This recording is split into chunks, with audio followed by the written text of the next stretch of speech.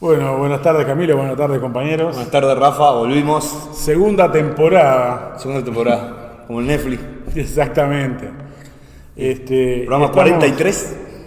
Y teníamos una cortina musical de un grupo que se llama La Doble La Dragon. Doble Dragon, en referencia, yo imagino, no tengo tanta información del grupo, pero imagino sí, y además hay un juego, un videojuego de los 90, claro. Pero creo que también era un movimiento, no sé si después quedó como un movimiento de karate y demás. Ah, quedó algo Creo así. como un golpe, sí. Yo conocía eso de Street Fighter también. Bueno, es muy similar porque era un juego que era entre dos, Claro. era guarda dos, bien noventoso, digamos. Claro. Y bueno, y es una banda uruguaya que fue creada en 2012. Le podemos traerle más información y algún tema más también Se llama seguramente. Al Carajo. La banda se llama El Carajo, tiene la virtud de que toca todo, ¿no? Del ambientalismo, la represión policial, bueno, Para desinformar están los medios, para reprimir la policía y después hablar algo del ambiente. Pero bueno, escuché ahora, no la conocía. Sí, es muy buena. La canción la está hemos buena. usado mucho en la campaña en el oeste, la usamos mucho en la campaña contra toda la LUC, para las agitaciones y demás, en las plazas y eso, mientras juntábamos firmas. Yo la conocí ahí y me la mostró un compañero de FOSE, un compañero del sindicato de la OCE, y realmente me volvió la cabeza el tema. Después vamos a buscar un poco más de información, pero para arrancar el año un poquito más movido, ¿no? Con lo Sí. musical, vamos a ver si variamos un poquito en esta segunda, y vamos conociendo entre todos también. Si hay recomendaciones además, ¿no? Los compañeros. Sí, el tema también a veces es que si le ponemos Sí. música con derechos, ¿no? A YouTube o a Facebook, No le gusta. le salta ahí A YouTube no le gusta esto. ¿no? Las discográficas y todo esto saltan y reclaman derechos, entonces o silencian una parte o no sé qué, o complican la difusión a veces. Entonces intentamos poner obviamente música que podamos libremente difundir. Totalmente. Rafa, bueno, temas hay como para. En este momento se están desarrollando movilizaciones, ¿verdad? Bueno, Es un verano caliente de verdad, ¿no? sí, un verano caliente. Enero caliente habíamos terminado, creo, o verano caliente, sí, en algún título habíamos puesto de programas anteriores. Y la verdad es que están habiendo varias movilizaciones. Uno dice una movilización, pero en realidad en el interior hay. En Colonia estaba viendo que había como en 7 pueblos movilizaciones, en ciudades, por este hecho de violación en manada, ¿verdad? Que se ha dado esta semana. ¿No? Acá cerquita, en el barrio Cordón. En Cordón, acá tengo unas imágenes, por ejemplo, que nos manda Luz Vázquez, le mandamos un beso. Un abrazo. Ella estaba en Atlántida y nos dice, bueno, están cortando allí la calle, la ruta, con, bueno, la movilización exigiendo justicia, exigiendo contra lo que es lo que llaman la cultura de la violación, ¿no? Es decir, en estos tiempos han habido violaciones para tirar para arriba, ¿no? Este caso ha golpeado especialmente por el fenómeno de la manada, ¿no? Que una chica va en plan de una salida, le cae bien a alguien y se va con él y cuando estaban en la habitación con esta persona entran otros y bueno, se produce una violación por varios de los que entraron en la habitación. Y bueno, esto retrotrae mucho, un poco a esto de la movilización que hubo en España con el tema de la manada, por eso viene así el nombre, pero hemos visto casos de violaciones estos últimos días de todo tipo, ¿no? Y también cabe señalar que muchísimas de los casos de violación se dan como violencia intrafamiliar, Sí. ¿no? Es decir, es un porcentaje altísimo de violencia intrafamiliar y en particular de violaciones, ¿no? Sobre chiquilines y chiquilinas por parte de familiares o personas vinculadas a la familia. Entonces es una temática que está relanzando un movimiento de mujeres en Uruguay que tal vez en parte por la pandemia y otros temas había quedado un poco más apagado. Bueno, nuestra solidaridad obviamente con este movimiento y con estas movilizaciones que están realizando en este momento. Nosotros arrancamos un poco más tarde porque a las 19 estaba convocado un cacerolazo. Sí. Y entonces, bueno, dijimos vamos a esperar un poquito. Pero obviamente en distintos lugares del país está la gente en la calle, las mujeres sobre todo en la calle. Y bueno, ahora por ejemplo vemos esta pancarta en Atlántida, urgente es asegurar los derechos y perdón que no veo bien,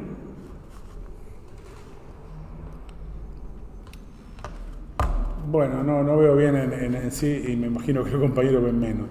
Pero me parece importante saludar desde acá a todos los que están movilizándose. Bueno, Luz era una de las que nos mandaba esas fotos. Le agradecemos, a veces es fácil, a veces es más difícil para nosotros el manejo de hacer subir enseguida la información, ¿no? Sí, una cosita agregada, Rafa. Obviamente que estoy de acuerdo con todo lo que planteas, pero me parece que hay que destacar dos elementos, ¿no?, que tienen que ver con esta movilización que se está dando. Uno es que el llamado a la movilización además iba adherido una convocatoria a caceroleo, que es un fenómeno nuevo al menos, sí, ¿no?, en lo que tiene que ver no con las movilizaciones, sino con las movilizaciones vinculadas al movimiento de mujeres. Y me parece un salto en calidad.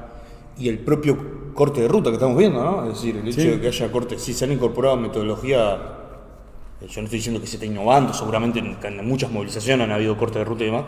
Me parece que se conjuga allí la metodología de lucha complementando la movilización. Y bueno, ni que hablar que el hecho me parece que sí, que despierta un nuevo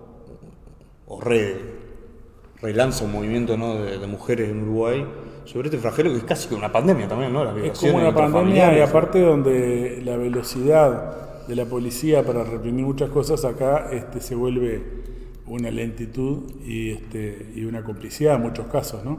Sí. Por lo que se está generando, bueno, obviamente toda una protesta.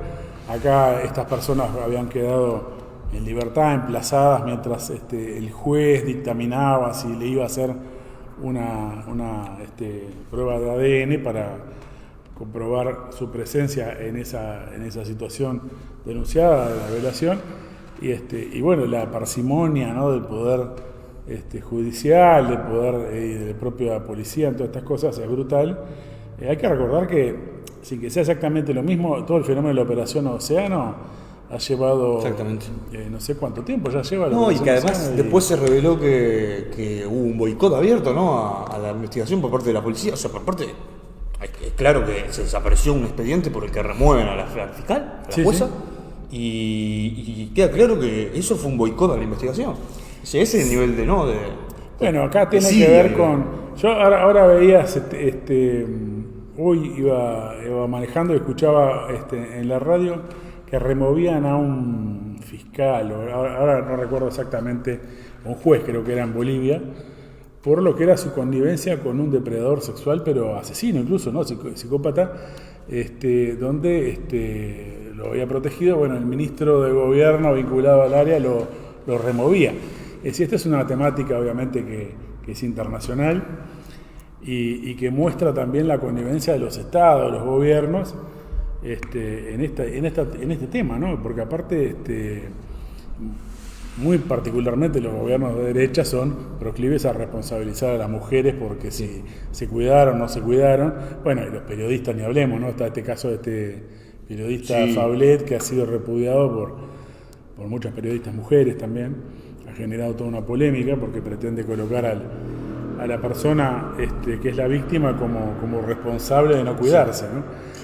Y en este caso encima que, bueno, irrumpe gente... un provocador además, ¿no? Digo, porque... Un idiota. Sí, un idiota.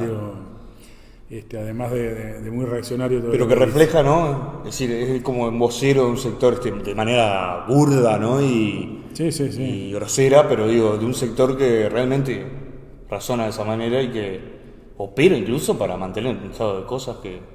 A mí por otro lado me recuerda el tema estamos hablando de la policía, del Poder Judicial, del gobierno. Está el caso Chapacase también, que es muy llamativo, el fiscal lo señaló, que se filtra lo que Chapacase declara a la policía, ¿no? Que dice que le habían dado la pistola de 9 milímetros para llevarla y entregársela a algún barra brava dentro del estadio. O sea, que era un mensajero, un delivery de armas. Y bueno, que se haya filtrado esto, ¿no? Porque estaríamos ante la posibilidad de lo que se llamaba asociación para delinquir, ¿no? Es decir, que acá tengamos una mafia que quiere ejecutar a alguien y entonces no es simplemente que portaba un arma, es que estaba llevándola para cometer un crimen, un asesinato, y en ese caso se le filtra a los que le entregaron el arma para que se fuguen, se le filtra a los que la iban a recibir. Exacto. Toda esta información entonces muestra también en este sentido las connivencias que hay a todo nivel con este tema de la violencia de los barra bravas, Sí, sí. ¿no? Totalmente. Y estamos en una situación donde se ha dado virtualmente una guerra entre barras, ¿no? Con asesinatos cruzados, amenazas de distinto tipo, y se dice que acá venía una, no sé si es real o no, porque nosotros no podemos saber más que lo que dice, lo que se filtra de la prensa, pero realmente es una situación del fútbol que no hay inocentes a nivel ni del gobierno, del Ministerio del Interior, ni de, por supuesto, de los directivos de la Asociación Uruguaya de Fútbol o de los clubes. Sí, bueno, ahí si ingresan a nuestra página van a poder ver una nota que subimos ayer. Es una nota además para generar debate y demás, no es que... Pero sí, justamente es impensado, ¿no? Que funcionen. Nosotros venimos de una ola de diferentes tipos de choques entre las barras y alguno me corregía por allí, hinchas, porque también, ¿no? La línea muchas veces es fina, pero de que al menos... Lo que pasa es que hay un ambiente que se genera que a veces algunos hinchas que no son parte de las barras se suben a esas situaciones que son las menos preparadas. Realmente. Totalmente. Las más espontáneas. Lo que delata lo de Chapacás es una podredumbre ya muy grande, porque estamos hablando de un jugador, es un jugador que viene de jugar en España y en Italia, y que vale millones, ¿no? O sea, sus pases valen millones, no estamos hablando de... Entonces, que si llega a ese nivel, ¿no? Ese involucramiento, que pensar que la dirigencia no sabe este tipo de cosas, pensar que las dirigencias, ¿no? Porque acá... y qué tan cerca están las barras de los jugadores, de los dirigentes, ¿no? Totalmente. Esto ya había salido incluso con los casos también de Nacional, ¿no? Es decir, aquellos hinchas o barras que se fueron hasta Santurcía y cometieron también un asesinato, y donde se decía que creo que en alguna investigación salían de la sede y en alguno de los expedientes sale que los dirigentes los premiaban si capturaban banderas de Peñarol. Totalmente. Y yo buscando un poco de información, porque hay cosas que obviamente con el tiempo se olvidan. En 2016, antes del asesinato de Fiorito, el hincha de Peñarol en Santa Lucía, en manos de este grupo que sale supuestamente de la sede de Nacional, se había filtrado ya un audio de uno de los jefes de la barra brava de Peñarol, Peretti, Coco Peretti, que es que se hizo famoso ahora también por el último asesinato del hincha de Peñarol, el joven de 17 años, y que amenazaba a los hinchas de Nacional con venganza. Con el audio, ¿no? Con un audio. Él ya, antes se habían filtrado audio en 2016 porque ya estaba preso, y él, uno de los audios que se filtra es a otro barra que está afuera, enojado con la dirigencia de Peñarol porque hacía 5 meses que no le pasaban plata. Claro. Entonces quería escrachar a la parte de la dirigencia, en ese momento estaban otros dirigentes, no estaba la actual, pero hay un hilo conductor, ¿no? Sí, uno y otro. Sí, obviamente. Donde decía específicamente que había que hacer fotocopias de volante y tirarlos en el Palacio Peñarol, escrachando a los dirigentes. Y enojado porque hacía 5 meses que no le daban plata. El tipo que estaba preso. No, y después obviamente inciden las elecciones de Peñarol, y bueno, todo lo que es el tráfico también de drogas en los propios, ¿no? Estadios, etcétera, ¿no? Entonces, es evidentemente un fenómeno que en otros países capaz que está más desarrollado, pero que acá viene en crecimiento, y bueno, que ha incidido muchas veces en pérdida de puntos, en una serie de situaciones donde parece que se tiran contra los dirigentes o contra los jugadores si no les cumplen lo que demandan, ¿no? Sí. Como para poder interrumpir un partido, incluso generar una situación de que haya hasta pérdida de puntos. Entonces es una barra que atenta contra el propio club que supuestamente defiende, porque lo que defiende es un negocio, ¿no? Sí, y además hay otro tema, Rafa, que es la otra arista, que es el entrelazamiento de las direcciones, de las cúpulas de los clubes con el poder político, ¿no? Es decir, todos saben que Peñarol y Nacional tienen vínculo, para hablar de los grandes, digo, Sí, ¿no? claro, es que son los que tienen las barras, ¿no? Porque en las chicos hay hinchada más pesada, pero no. Pero la torta es más chica, entonces es más difícil. Pero acá estamos hablando de clubes que manejan millones, que están haciendo transferencias millonarias, Peñarol está haciendo transferencias millonarias, Nacional también. Entonces, todo el mundo quiere un pedazo aparentemente de eso, Y es lo que la comidilla que hay en los medios. Y esto, hay vínculo con el poder político. Hay que recordar, por ejemplo, los vínculos de la que era esposa de Bonomi, ¿no? Con la barra de Peñarol, que sabe que son públicas. Claro, el ministro de Interior de la época, su esposa estaba vinculada a la barra también, ¿no? Entonces, Totalmente. Y esta gente tiene vínculos aceitados con las directivas y tiene una presencia permanente en los clubes. Esa es la realidad de las barras. Después uno puede decir que se desmadra y hasta esa propia directiva pierden el control. Y todo indica que los últimos hechos tienen que ver con eso. Es decir, dispararle a alguien que va con la camiseta de otro, ya, es decir, que no tiene nada que ver con, como todo indica que es el caso de Ignacio, no me acuerdo del apellido ahora, pero el muchacho de 17 años que matan por estar con la camiseta de Peñarol, se desprende de la investigación que no tenía nada que ver con nadie, que iba a la hinchada cuando juntaba un peso y iba a alentar. Lo que se dice en el ámbito judicial, un hincha limpio. Claro. Ya revela que es responsable de esa muerte un directivo, seguramente no directamente, y ni siquiera tenga razón, pero revela una situación de desmadre generalizado, que es como terminan todos estos enfrentamientos. En Argentina, y recomendamos, vamos a tratar de traer el libro del compañero Juan Ferro, porque aborda todas las cuestiones de las barras, incluso más allá de abordar temas históricos del fútbol y demás, aborda el tema de las barras en Argentina, la lucha entre las facciones y demás, terminan siempre en un ruido, digamos, parecido, ¿no? Los problemas que hay entre la Cosa Nostra y todo. En un ruido que, claro, que termina en enfrentamientos poniéndole amenazas a jueces, amenazas a fiscales, y eso obviamente la propia directiva de los clubes no lo quiere, ¿no? Porque hay una convivencia entre ellos. Yo creo que por otro lado hay que destacar lo que es el movimiento en los hinchas de los grupos antifascistas, de los grupos que se movilizan contra la represión, contra la impunidad. Sí. Digo, para mostrar la otra cara también, porque obviamente hay hinchas que no están organizados, pero también hay hinchas organizados y que de repente están en la campaña contra la LUC o en la campaña contra la represión. Y bueno, saludarlos a ellos porque que no quede solo que el fútbol es... No, y además que los verdaderos hinchas... núcleo chico que son la mayoría, son los que sufren después las represiones policiales. Exacto. Los problemas para ingresar a la cancha por culpa de... Estamos hablando de 100, 200 tipos seguramente. Sí, claro. Y que finalmente están hartos, la verdad, los hinchas, los socios de los clubes que van a ver fútbol y que no tienen negocios en el medio, digamos, en realidad terminan sufriendo la presencia de estos elementos compuestos, ¿no? Sí, totalmente. Bueno, después está este tema de los cánticos, cánticos celebrando que se asesinó una gallina o que de eso o del otro, se mató una gallina, bueno, forma parte también de toda esta, de alguna manera, este grupo chico que comanda la Barra Brava, ¿no? Sí, totalmente.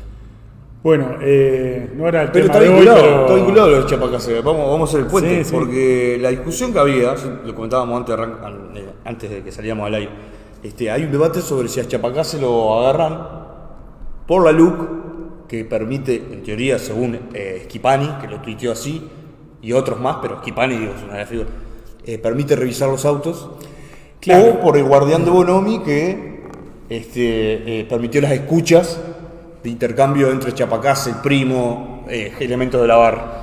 Claro. Entonces se cuela el problema de la LUC, se cuela hasta en la detención de... ¿no? Sí, bueno, primero que es decir, este tema de que se pueda abrir cualquier coche sin ningún indicio de delito es una aberración.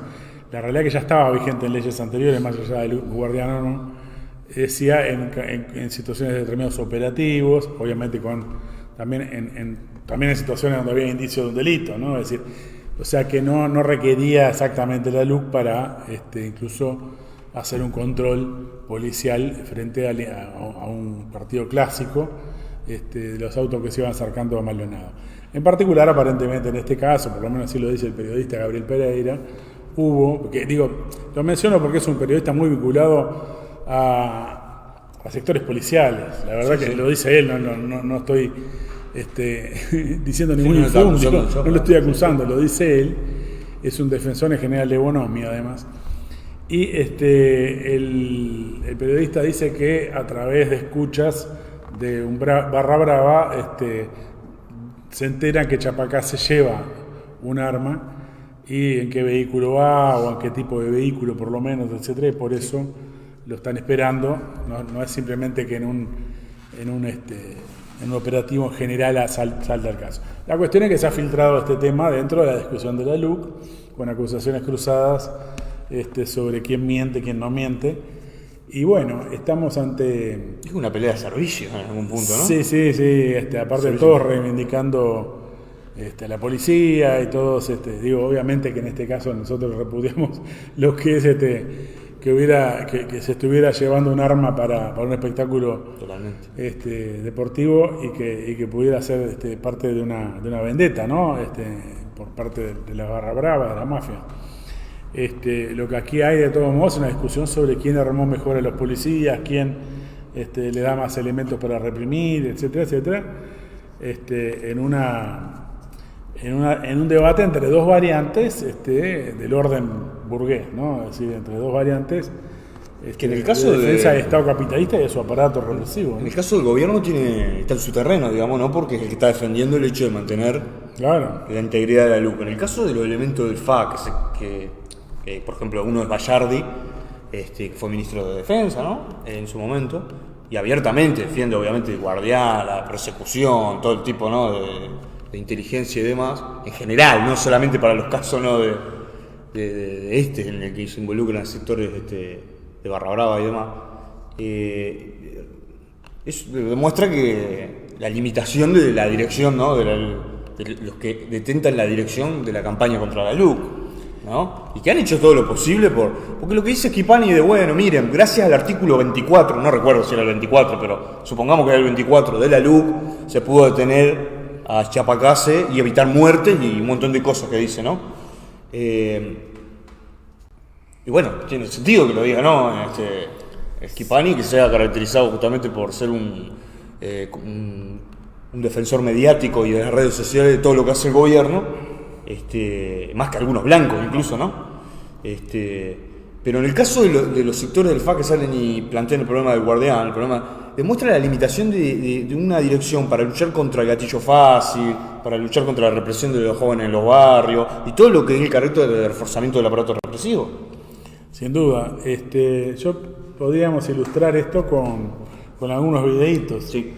Temática del señor Rafa, quiero felicitarlo públicamente.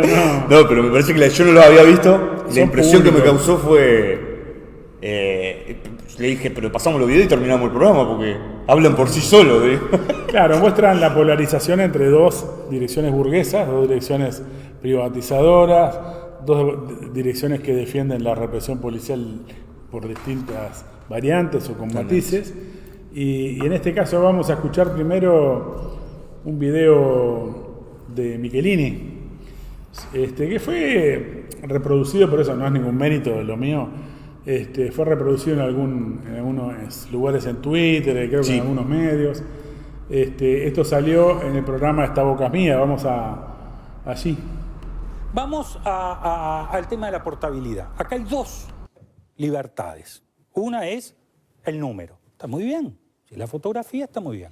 Otro es, en países chicos, sobre todo esto pasa, que las grandes empresas pueden terminar en oligopolios. Y creo que nadie defienda acá oligopolios. Si mañana la empresa pública usted defiende monopolio. se desbarranca, no quiero monopolio. Déjalo terminar. Si se desbarranca, podemos terminar en un oligopolio. Y entonces, ¿qué es lo que está pasando? La libertad hoy de esa portabilidad me da el encierro del futuro. Eso es lo que nosotros pensamos.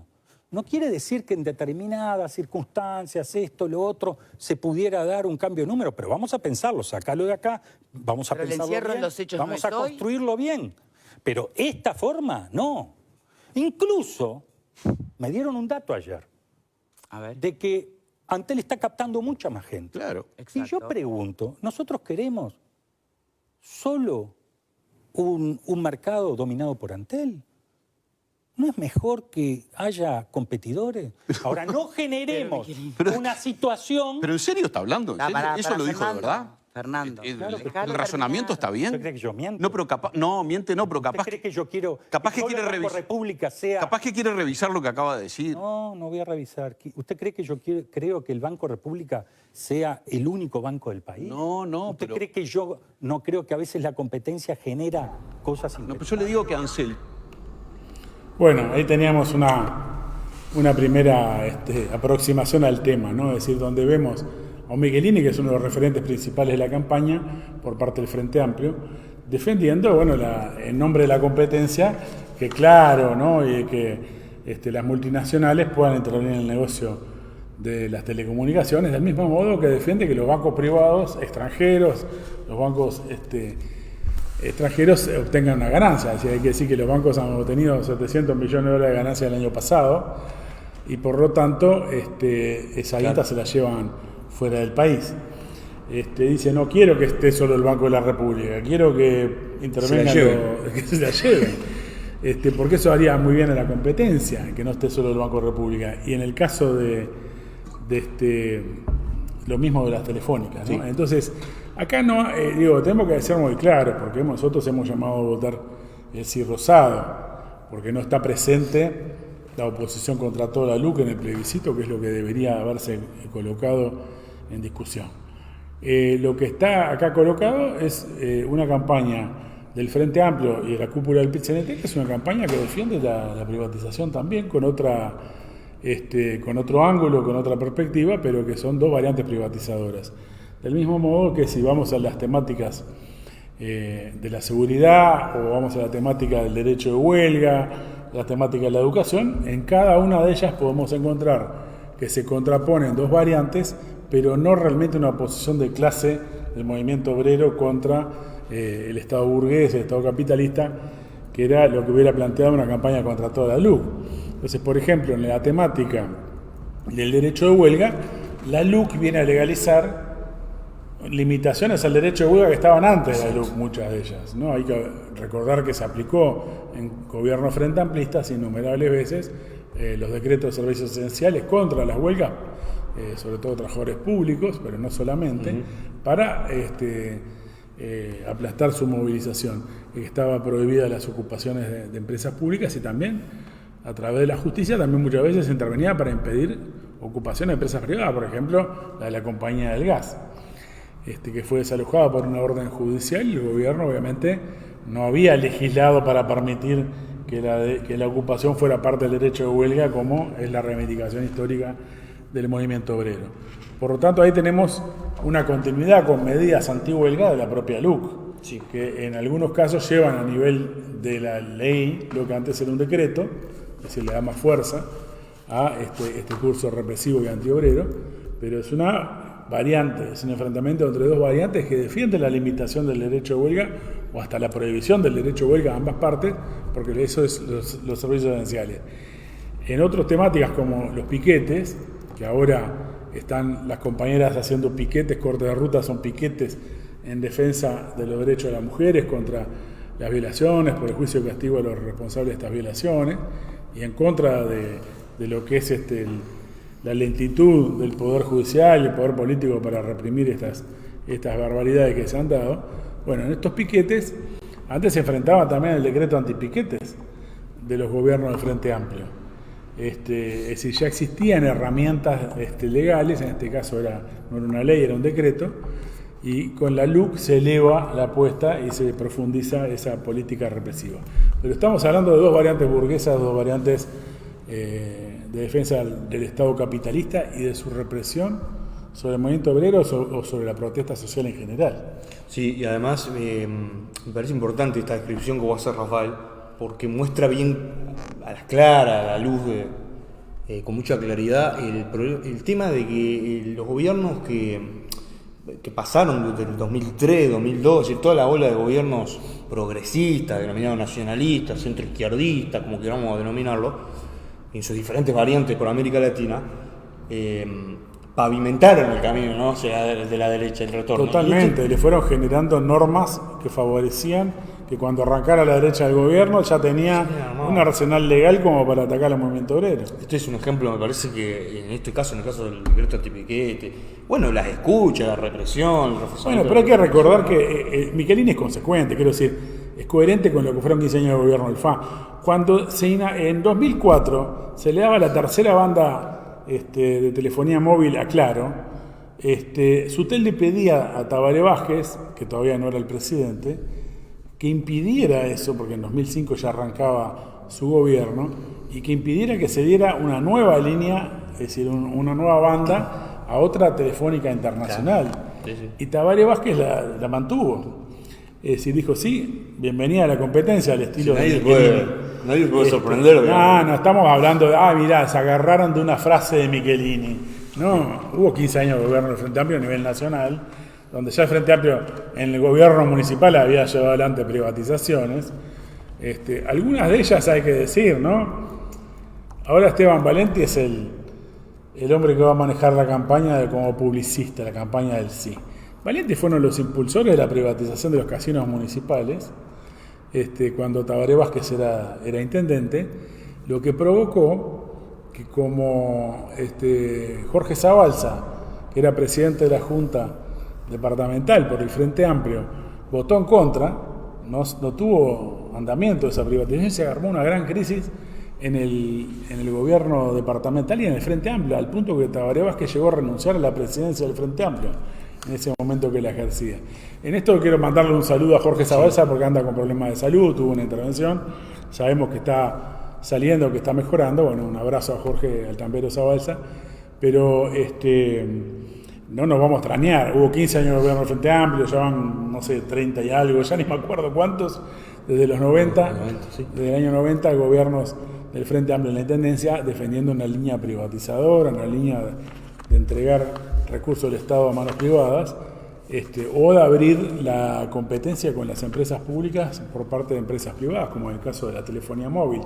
Así que esto que dice Michelini no es una frase extraída de contexto.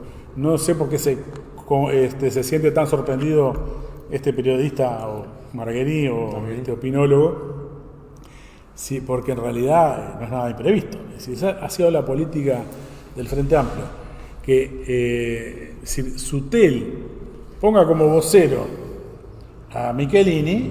Bueno, eso sí es una contradicción que hay que señalar, porque Sutel dice que está en contra de entregar a las privadas. Presentó un recurso para que se frenara. Exacto. ¿No? Y la dirección, es decir, su dirección, la propia dirección del FA.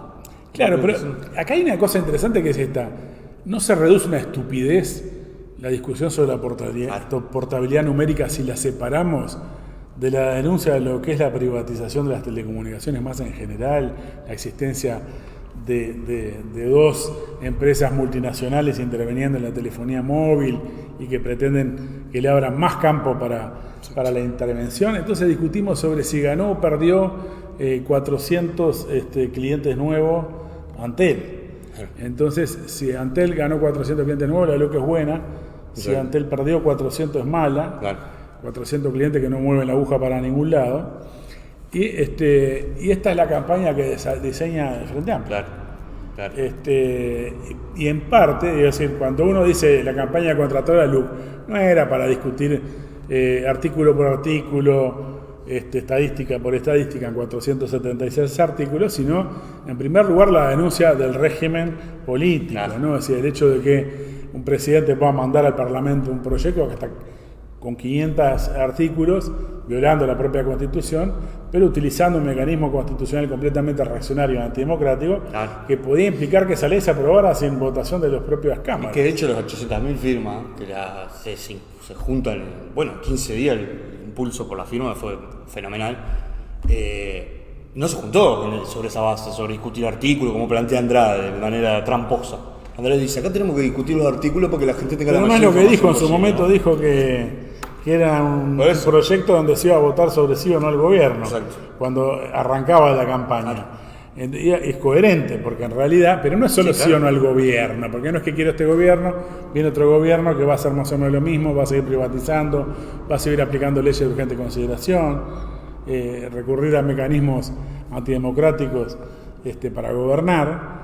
la represión contra el derecho de huelga. Es decir, el problema acá es si hay una contraposición de clase del movimiento obrero frente al régimen político burgués que ataca sus derechos, en primer lugar el derecho a la movilización, el derecho a la huelga, el derecho a la protesta. Eso es lo que está ausente. Prácticamente no se nombra el derecho de huelga, ni el derecho a la protesta, el derecho a los piquetes, en esta campaña del sí rosado.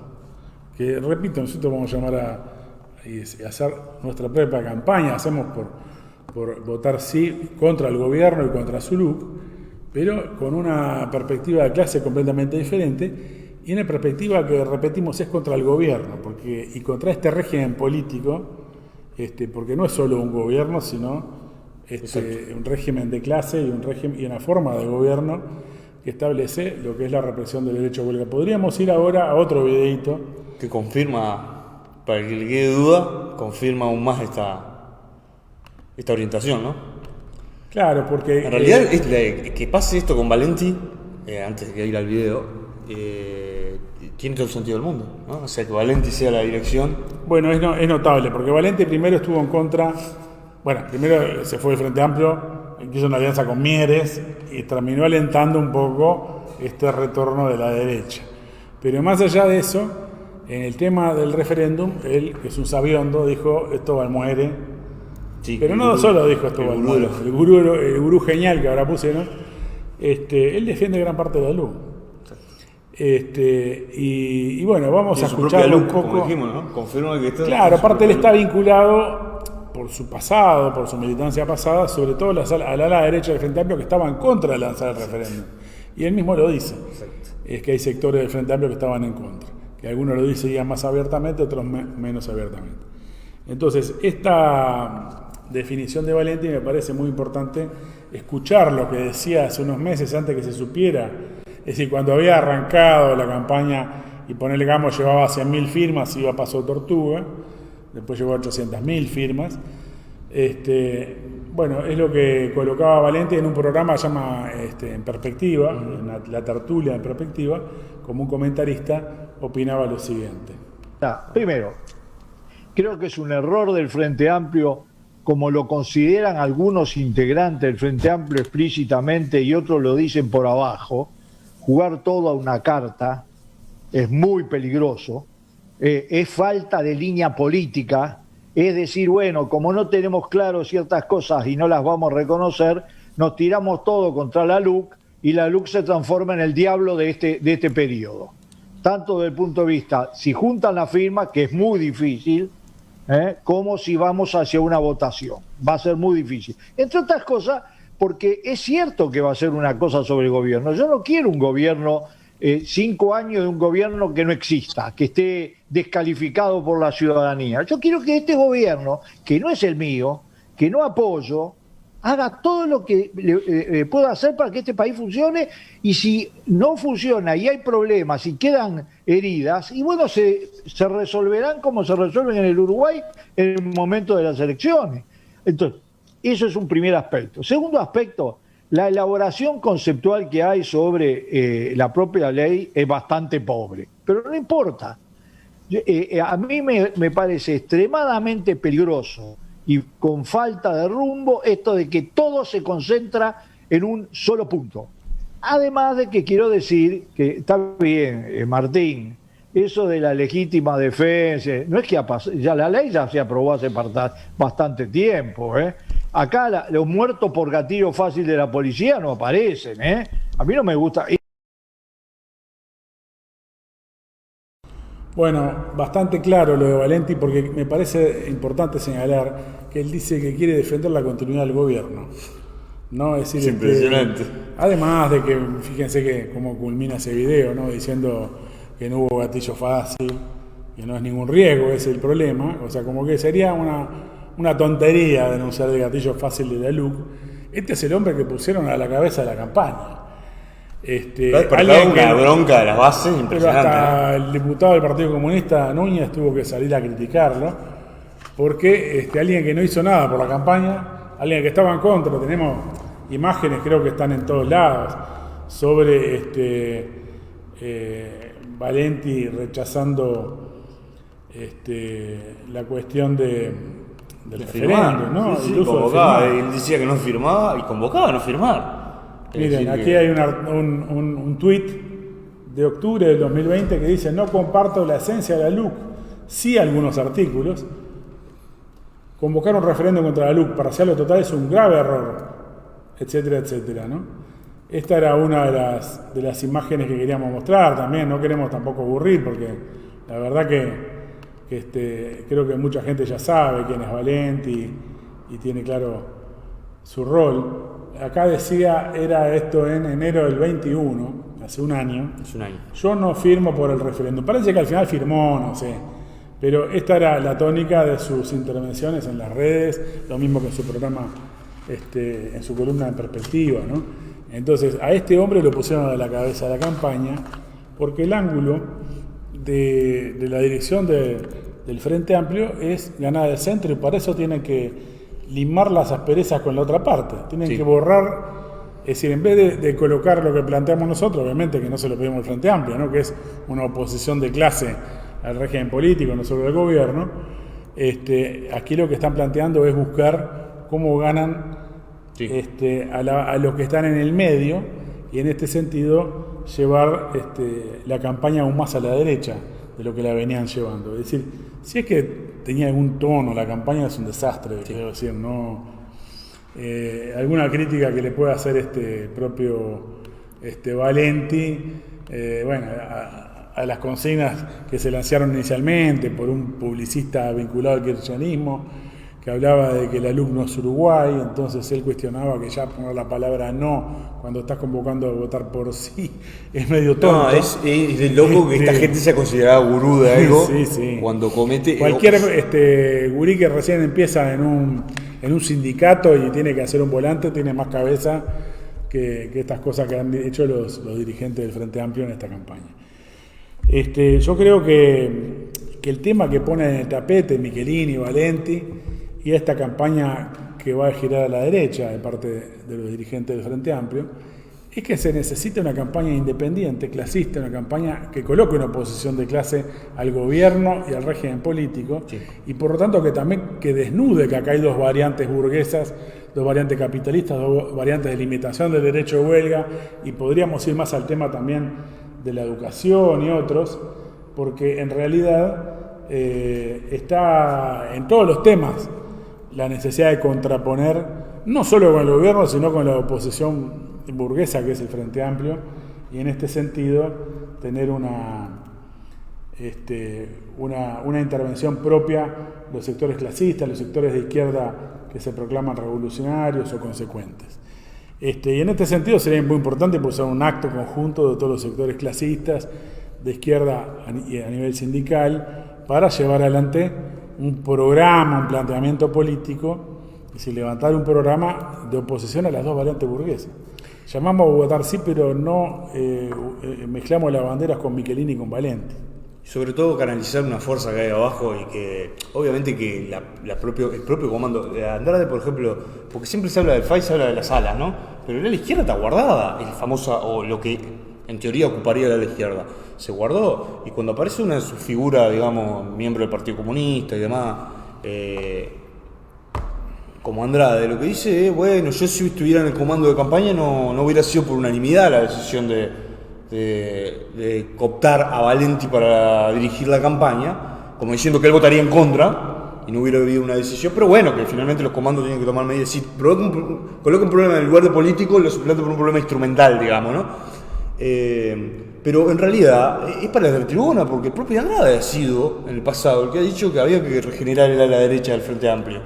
Exactamente. Si de alguna manera la recuperación de Valenti es un triunfo de la línea que defendía Andrade. Totalmente. Entonces tenemos por un lado una dirección que se corre a derecha, y por otro lado se está convocando a la misma base que salieron a juntar las 800.000 firmas a hacer barriada, ¿no? Porque Michelini, así como dice todas esas derechadas que dice, que podríamos seguir pasando video y se seguirán acumulando cuestiones ajenas a cualquier tipo de planteamiento de izquierda, se la está convocando a ir a pelear el voto a voto a la barriada con este discurso. Y hay sí, hay reservas en las bases frente amplistas o de izquierda, digo, porque muchos incluso salen a juntar firmas a buscar el voto sin ni siquiera embanderarse con la bandera del Frente Amplio.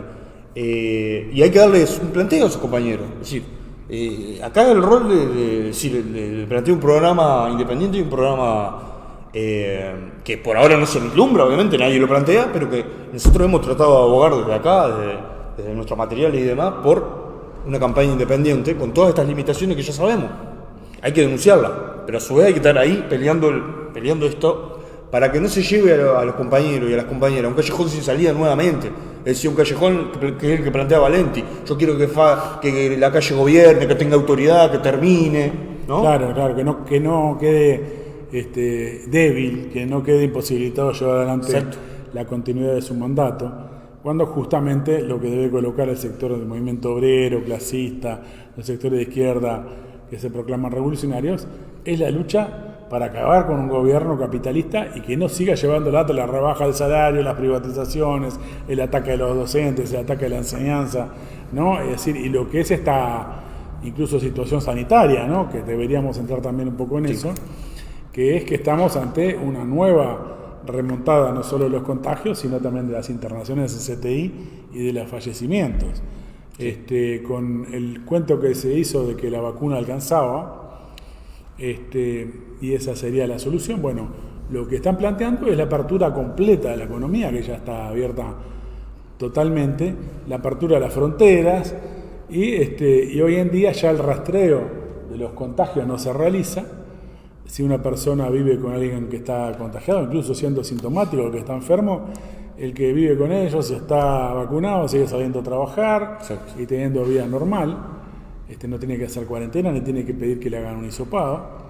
Es decir, que estamos aún en ese contexto, en un ascenso de la ola de contagios, y por lo tanto vamos a ir a un agravamiento de esta situación. Y hay una trampa que es un cambio en la forma de contabilizar algunas cosas, que es que, por ejemplo, ayer murieron 21 personas, pero el gobierno empezó a hacer una distinción entre los que mueren con COVID y los que mueren de COVID, que es muy discutible además, porque incluso los que están en el CTI, ahora se dice, bueno, hay... Pero no nos dan números, porque a ver, si de los 21 murieron 20 en un choque múltiple, unos contra otros, y estaban todos de casualidad, pero sin síntomas, y bueno, que nos den la información.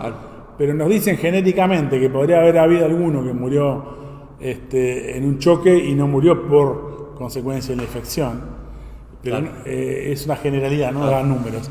Por lo tanto, como los números los tienen, porque ellos tienen los diagnósticos con los cuales entran al CTI, tienen obviamente la causa de muerte fijada por los médicos, si no los dan es porque están ocultando información y queriendo generar la idea de que la vacunación no genera inmunidad de rebaño, y esto está demostrado a nivel planetario que no es así, en primer lugar porque la mitad de la población mundial no está vacunada. Exacto.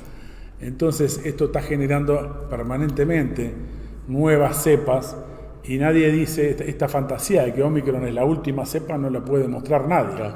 Ni el más genial de los infectólogos puede demostrar de que no venga una nueva cepa que no sea, que sea incluso más grave.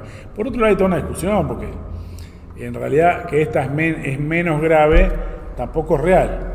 Dicen que es un poquito menos grave que la Delta, que la que estaba antes, pero en realidad se ve que no es así, incluso contra personas que están vacunadas, que pueden tener cuadros muy graves o incluso fallecimientos. Bueno, de hecho creo que 2/3 de los fallecimientos vienen siendo de personas vacunadas. Sí. Con 2 dosis incluso. Con 2 dosis. Sí. No, y además que hay una ofensiva general en el mundo. Por ejemplo, en Argentina se sacó la enfermedad dentro de las que cubre la ART, o sea, los seguros de trabajo. En España ya se la quiere considerar una enfermedad como la gripe. Como una gripe, claro. Entonces tenemos una ofensiva de la burguesía. Parecería que en febrero el gobierno también podría ir por ese camino de decir, bueno, esto es una gripe. Incluso Salinas lo ha dicho, lo ha insinuado en la conferencia de prensa, de que no tiene mucho sentido contabilizar. O sea que ya hay todo un planteo, se está preparando el terreno para ir a eso, ¿no? Al mismo planteo que se hace en España y demás. Y en este marco se da, por ejemplo, el cierre de Casa Galicia, además, ¿no? Es decir, el cierre de una mutualista, que está haciendo una lucha testigo ahí, o sea, ha habido por parte de los compañeros toda una lucha, Se ha generado una crisis con la Federación Uruguaya de la Salud, ¿verdad? Una burocracia con vaso comunicante con las patronales, casi que vocera de las patronales, ¿no? De las mutualistas. Muchas veces un compañero ahora hablábamos, me decía, el Fogata, el principal dirigente, es un correveidile, me dice, me parece una definición hasta poética, preciosa, pero es así, ¿no? Si aparece en los medios siempre como vocero de los planteos del gobierno y acusando prácticamente a los compañeros de Casa de Galicia, a la nueva directiva que se eligió, más asamblea y demás, casi que de fantasioso, ¿no? Bueno, hay que decir que cuando estaban los trabajadores de Casa Galicia reunidos en asamblea, porque en la primera asamblea les habían impuesto, de hecho, ir al plan B, que es lo que se llama este régimen donde se desguaza Casa Galicia y se divide a los socios y se divide a los trabajadores en distintas otras empresas asistenciales, en distintas instituciones de asistencia médica. Y esto no le da garantía de una cantidad de derechos, por supuesto, a los trabajadores, ni siquiera le da garantía a los grupos familiares de que van a ir juntos, es decir, de los socios van a ir juntos a la nueva mutualista. Claro.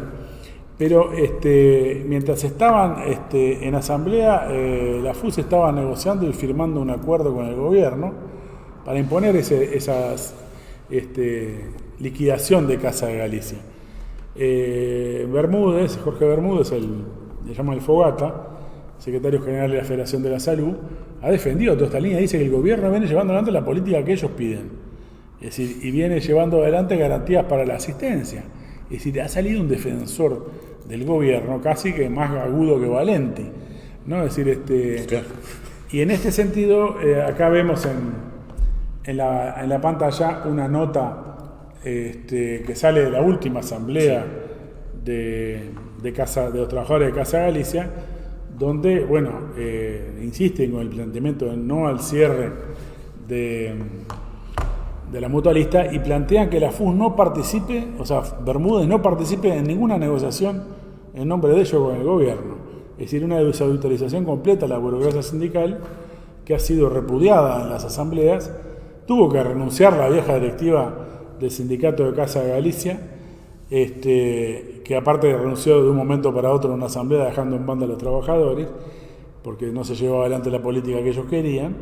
Y decía, aquello me autoridad emana de vosotros y que las asambleas son soberanas, evidentemente no les quedó muy firme. Entonces tenemos acá otro desenvolvimiento muy interesante de la situación política, que es el enfrentamiento desde abajo con sectores de la burocracia sindical. Sí. Fogata Bermúdez llega a decir que como es un gobierno neoliberal, no se le puede pedir la estatización de Casa Galicia.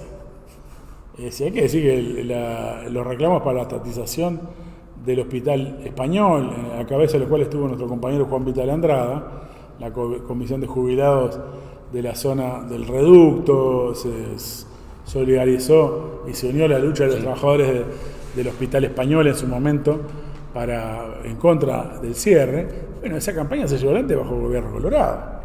Los trabajadores no arman su programa, sus banderas en función de si el gobierno es de derecha o es de centro-izquierda. Pero el Fogata, todas las conquistas deben haber sido durante los 15 años de gobierno. Claro, bueno, pero el gobierno del FA también produjo este tipo de movimientos. La política del Frente Amplio también ha sido la de los Plan B. El tema acá es cuál es el programa de los trabajadores y cuál es el más racional, que no cierre Casa de Galicia. Entonces el hecho de que pase a ACE, de que pase a la Administración de la Salud del Estado, es un programa completamente viable y que por lo tanto lo que hace Bermúdez es subirse al planteamiento del gobierno y de los propios síndicos que querían desguazar a esta empresa para que cobren los acreedores privados. Y en este sentido, bueno, se ha colocado una crisis en la FUS, que no es la primera vez, porque ya tuvimos crisis con los trabajadores del CASMO y con los trabajadores del Médico Uruguaya en su momento, dos de los principales sindicatos de base de la Federación de la Salud, y si bien recuperaron el control en Médico Uruguaya, incluso llegaron a sancionar a la compañera que llevaba adelante la presidencia o la Secretaría General del sindicato en oposición a Bermúdez, la realidad es que en la FUS hay toda una crisis. A mí me parece muy relevante que ahora hay algunos periodistas y algunas personas en las redes, etcétera, que colocan, bueno, ¿por qué los trabajadores de Casa Galicia no denunciaron antes todo eso? Serían responsables de que fue vaciada la empresa por parte de directivas y el Ministerio de Salud Pública del Frente Amplio, porque esto lleva 25 años, dicen. El Ministerio de Salud Pública del Frente Amplio y el Ministerio de Salud Pública del Cuquito de la Calle. No miran los números de Casa Galicia, le vuelcan millonadas a las empresas a través del Fondo Nacional del FONASA. ¿El Ministerio de Salud Pública bajo los gobiernos del FATU o mano del Partido Socialista y del Partido Comunista? Partido Comunista, el mismo de Jorge Bermúdez. Así que son responsables también de haber generado un sistema nacional de salud público-privado donde el Estado pone a través de un impuesto a los trabajadores la guita y los que las administran son empresas privadas y son mafias blancas que terminan llevándose la guita. Entonces, si vaciaron Casa de Galicia, es porque el FONASA, el Sistema Nacional Integrado de Salud, permite que administren mafias privadas la guita del Estado y la guita que sale de los impuestos de los trabajadores en un mecanismo de drena. Es un mecanismo de transferencia a manos privadas de la guita de los trabajadores y de los impuestos del Estado. Por lo tanto, creo que esta cuestión de Casa Galicia pone en discusión, con gobierno de derecha o con gobierno del Frente Amplio, no nos importa, la cuestión de un sistema nacional de salud estatal con control obrero y no en manos de las empresas privadas. Y este es un tema central a colocar en discusión, en primer lugar, entre los trabajadores de salud, a los cuales también, obviamente, mandamos nuestra solidaridad, porque hay, yo ahora no recuerdo la cifra, pero creo que hay como 1.500 trabajadores de salud en este momento con infección de COVID-19. 80 leí ahora y infectados, y hay muchos esperando resultados. Resultados, claro, con cuarentena. Porque hay atrasos en los resultados, ¿no? O sea, Sí. Hay un colapso del sistema de... Exacto. Y hoy un brote importantísimo en el Piñeiro, en el hospital, o sea, más de 100 entre pacientes internados, estamos hablando de pacientes de tercera edad, ¿no? Bueno, están habiendo brotes, nos estamos refiriendo sobre todo a la salud, en muchos lugares de salud. También está habiendo brotes, por ejemplo, en el Banco de la República, ahora que Michelini dice que no debería ser el único. Están en muchos casos cerrando agencias. Bueno, por ejemplo, la agencia 19 de junio, creo que, no sé si fue ayer o hoy, tuvo que cerrar porque había un brote. Están habiendo brotes y cierres en agencias del interior también. Porque como no hay ni siquiera un mecanismo de rotación del personal para que no se enfermen todos juntos, si se enferma uno, en muchos casos tienen que cerrar toda la agencia. Por lo tanto, están afectando obviamente el funcionamiento de la población, los que dicen defender que siga la economía. Claro. Es a costa de los trabajadores. Toda la presión que hay hoy en día sobre la vacunación, que nosotros obviamente exhortamos a todo el mundo a vacunarse y a reclamar la vacunación, incluso que sea más rápida, está siendo usado como una medida de presión también para el trabajador para que vaya a trabajar normalmente y que corra el riesgo. Totalmente. Me parece que esto es un tema muy importante a subrayar, ¿no? Hay que ir justamente esto, ¿no, Rafa? Hay que ir a la necesidad de una campaña independiente, un acto sería muy importante de la izquierda independiente, del movimiento obrero, pero además colocar las consignas, ¿no? Es decir, se coloca acá, se desprende de este análisis y de esta constatación que hay que ir a una defensa del salario, del trabajo, de la vida, finalmente. Exacto. Tengo un mensaje de Diana acá, una compañera que nos sigue, que nos ve, y dice, a pesar de esos 2 pelotazos en contra, que se refiere a Michelini y a Valenti, no a nosotros dos. Podría ser cualquiera de las dos, ¿no? Sí, a pesar de esos 2 pelotazos en contra, hay que votar así. Si no hay más remedio, vamos por el sí rosado. Ese color me trae malos recuerdos con la ley de empresas públicas. Porque en la ley de empresas públicas, en realidad rosado era el buen recuerdo, porque era el que iba contra toda la privatización, claro, contra los 32 artículos de la ley de empresas públicas, y los Valenti, los Michelini, incluso Sanguinetti, después más adelante, votaban contra solo 5 artículos de la ley de empresas públicas, con lo que era una papeleta blanca. Claro. Hoy tenemos la rosada, como dice Diana, a pesar de esos 2 pelotazos en contra, vamos a llamar a votar sí, pero llamamos a hacer una campaña independiente, clasista, que denuncie las 2 variantes privatizadoras, y las 2 variantes que limitan el derecho de huelga y el derecho a la protesta, y que en definitiva han fortalecido las 2 al aparato represivo contra los derechos democráticos y contra los derechos laborales de la clase obrera. Totalmente, Rafael. Día en que va a salir Tribuna TV. Bueno, la próxima salimos el viernes de vuelta para no confundir. Exacto, salimos el próximo viernes. Digo porque en el ciclo anterior veníamos Salíamos los jueves, sí. Nosotros obviamente incidió el partido de Uruguay también. Totalmente. Y que bueno, no fue bien en este partido. Por lo menos un rival un poco venido a menos, digamos, pero, pero no sé está. si da para sacar conclusiones. Levanta el ánimo. Yo creo que cuando se levanta el ánimo, gracias a la luz, incluso por el fútbol, cuando se levanta el ánimo, creo que va a levantar el ánimo de la campaña contra el gobierno y su look. Así que vamos arriba en este sentido. Un envión ahí. Un envión anímico es importante para llevar adelante esta campaña y derrotar al gobierno. Bueno, un saludo a los compañeros y nos vemos el viernes que viene. Entonces. Un saludo al tambero, me sumo a la saludo de Rafael. Bueno, Jorge arriba, que estuvo fuerza allá, y ánimo. Un saludo a todos. Y a sus familiares y amigos. Nosotros nos vemos el viernes. Nos vemos el viernes. Vamos, Rafa. Chao.